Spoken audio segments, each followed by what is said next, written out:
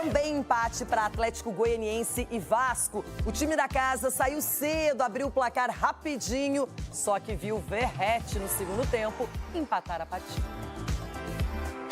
No jogo passado com o Bahia pelo Brasileirão, o Atlético Goianiense tomou o gol de empate no finalzinho, depois de perder inúmeras chances de gol, e teve 3 jogadores expulsos. A revolta foi geral e o juiz teve que sair de campo escoltado pela polícia. Para que cenas como essas não se repetissem, a segurança foi reforçada desta vez. Mas foi só a bola rolar que a semelhança não foi mera coincidência. Parecia até cena de filme repetido. Emiliano Rodrigues recebeu passe de Luiz Fernando e bateu forte no alto. 1-0 Dragão. A pressão atleticana no Macioli aumentava a cada minuto. Paulo Henrique evitou o gol do Atlético quase em cima da linha, após um lindo toque de Shailon por cima de Léo Jardim. Uma cena que se repetiu no lance. Fala, rapaziada do Vascão, bora reagir a mais um vídeo aqui do Jogo Aberto, analisando esse empate do Vasco para cima do Atlético Goianiense, jogo fora de casa. O Atlético até mereceu vencer, mas a dupla do Brasil, né? Aquela dupla Piton-Verratti funcionou muito bem e conseguiu levar um empatezinho aí para São Januário. O Vasco precisa de uma vitória simples, jogando dentro de casa para se classificar. Vai ser um jogo muito difícil, vai ser um jogo muito complicado, porque o Atlético Goianiense vai tentar carregar o jogo para os pênaltis. Mas eu acredito que dá para o Vasco se classificar, principalmente se abrir o placar ali no início do jogo, né? Faz 1-0 no início do jogo e depois deixa o trem rolar. Bora lá para mais um vídeo. No seguinte, parecia até replay. Só que quem evitou o gol de Shailon desta vez foi Rojas. E a pressão rubro-negra continuou forte no segundo tempo. Alejo chutou de fora da área e deu trabalho para o goleiro vascaíno. O Vasco esboçou uma reação nesse chute por cobertura de Paulo Henrique. Mas as melhores chances continuavam sendo do Dragão. Olha só o gol que Shailon perdeu de frente para o Léo Jardim. Conhece bem aquela frase, né? Antiga até. Quem não faz, leva. E foi o que aconteceu de novo com o Atlético. A exemplo do jogo passado com o Bahia, o time foi castigado no finalzinho do jogo. Lucas Piton meteu na área e Verratti fez um golaço de voleio. 1-1. No lance seguinte, o artilheiro vascaíno foi derrubado por Maguinho e foi armada a confusão, com jogadores dos dois lados partindo para cima da arbitragem. O replay mostrou uma joelhada de Maguinho no rosto de Verratti. O árbitro Rafael Rodrigo Klein foi até o VAR e, depois de rever o lance, expulsou o jogador do Atlético, que viveu mais um final melancólico no estádio Antônio Ascioli, após dominar o jogo. 1-1 foi o placar final. Um gol que chega aos 42 minutos do segundo tempo. Após um grande sufoco o jogo inteiro. Para os vascaínos, é um empate com sabor de vitória. A gente lutou muito, né? Então, a gente sabia que se a gente não conseguisse jogar, se o nosso jogo não encaixasse, a gente tinha que lutar muito, né? Defender muito bem. Mais uma vez, a gente defendeu muito bem. A gente foi muito pressionado na nossa área, a gente defendeu bolas embaixo do gol. Para o treinador atleticano, restou lamentar os gols perdidos e a chance desperdiçada de sair de campo com a classificação encaminhada. O gesto técnico na hora de você fazer o gol acabou sendo determinante, né? Não é simplesmente você querer fazer o gol, você tem que ter a qualidade necessária para finalizar bem a jogada, né?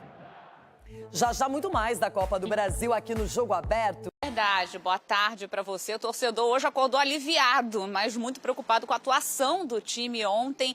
O Vasco não jogou bem, o próprio treinador reconheceu isso, o técnico Rafael Paiva, e muitos torcedores falando que o Vasco saiu no lucro com esse resultado, que teve que contar com a sorte. Nessa partida, o Atlético Goianiense sai com esse sentimento amargo de que poderia ter vencido, poderia ter saído com uma boa vantagem, várias chances criadas e desperdiçadas. Fez o gol logo cedo, com uma falha coletiva também ali da defesa do Vasco, mas ali aos 42 2 minutos, a dupla Verratti e Piton apareceu. O Verratti pegou ali de voleio, marcou, e o artilheiro agora da Copa do Brasil com 5 gols marcados. Ele que vivia aí um jejum de 5 partidas, marca mais uma vez em um jogo decisivo, e o Vasco então vai vivo para essa partida fora de casa, terça-feira que vem em São Januário. Em caso de novo empate, a decisão será nos pênaltis. Quem vencer então avança para as quartas de final da Copa do Brasil,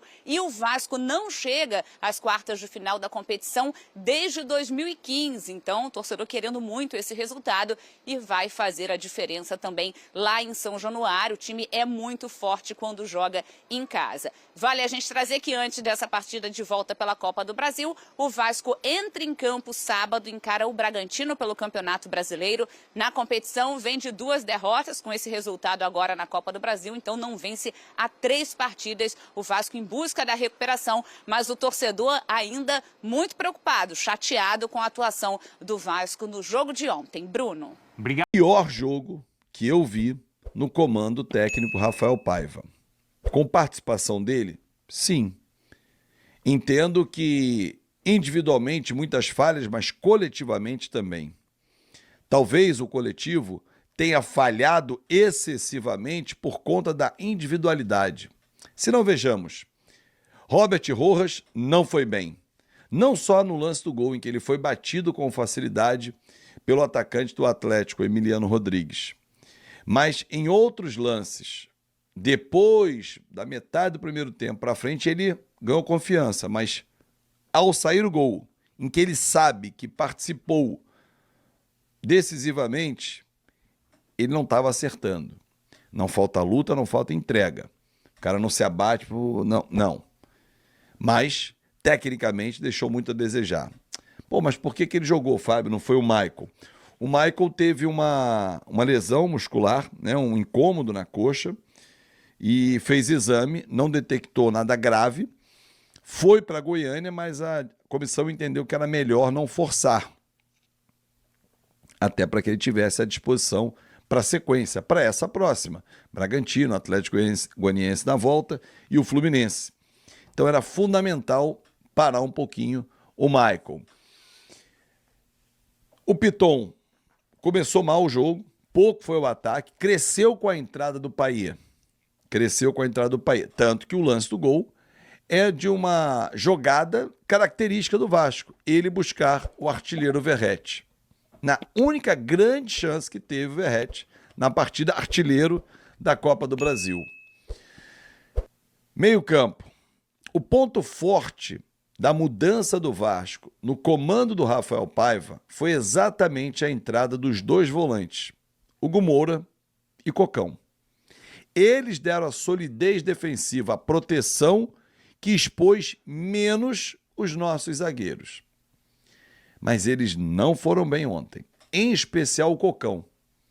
Os 2 não conseguiram proteger como estavam fazendo nos últimos jogos, e aí o Vasco, além de não ter a proteção, não teve a saída para o campo de ataque. Restrita a apenas o Coutinho, ou aos pontas, David e Adson, que também não foram bem. Adson não voltou bem ontem ao time. Verratti, aquela luta de sempre, aquela entrega, e foi premiado, coroado, com toda a luta dele, com oportunismo e posicionamento perfeito de um centroavante, de um camisa 9. Bom, galera, é isso aí, rapaziada. O Vasco jogou mal, né? Não é nem pelo resultado que geral tá falando, é realmente pelo jogo horroroso que o Vasco teve diante do Atlético Goianiense. Parece que esqueceu aquele bom futebol que vinha jogando nos últimos jogos aí, né? Desde que enfrentou ali o São Paulo. O Vasco ontem sofreu 6 chutes no alvo, 25 finalizações do Atlético Goianiense contra 7 do Vasco. Acredito eu que se o Vasco conseguir fazer isso em São Januário, tendo ali Coutinho, Verratti e até mesmo Lucas Piton em 25 finalizações, eu acho que umas 3 ou 2 o Vasco converte, né? Umas 2 ou 3 converte, porque esse jogo era para o Vasco ter sido eliminado já no jogo de ontem contra o Atlético Goianiense, né? Vamos pegar o jogo anterior, não foi muito diferente não, né? O Vasco sofreu 20 chutes no alvo do Atlético Goianiense, mas chutou 17, né? Foi bem diferente, né? Bem diferente. 8 chutes no alvo e 5 do Vasco. Para o de ontem, 25-7. O Vasco teve mais posse de bola nesse jogo de ontem, só que bola mesmo o Vasco não teve nada. Mas dá para o Vasco passar, acredito que o Vasco consiga classificar. Vamos ver aí se volta a vencer no Campeonato Brasileiro contra o Red Bull Bragantino, porque o Vasco vai precisar, hein? Vai precisar da vitória. Tem um jogo a menos, é claro. Se vence o Red Bull e o jogo a menos, o Vasco chega a 29 pontos. E pode, caramba, pode dar um salto gigantesco aí, né? Vamos torcer para o Vasco vencer e torcer para os times que estão na parte de baixo da tabela não vencer. Cuiabá e Vitória 18 pontos e Cuiabá 17 abrem ali a fase de eliminação, né? Como é que fala? Zona de rebaixamento. Só que o Cuiabá tem 2 jogos a menos. Um deles é justamente contra o Vasco. O Vasco precisa urgente somar pontos no Campeonato Brasileiro para não dar margem para o pessoal lá de trás encostar, né? Lembrando que muita gente ali tem jogos a menos. O Inter, Juventude, Criciúma e o Grêmio. Então esses times podem alcançar.